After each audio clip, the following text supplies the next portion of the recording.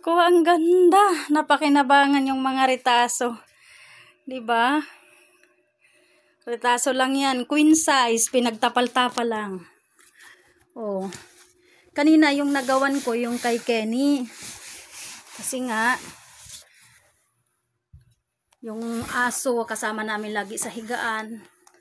Kaya sabi ko kailangan talaga mayroong ano. Ito mga retaso lang 'yan, mga putol-putol na tela pinagsama-sama ko para pag pang araw-araw. 'Di ba? Ganda.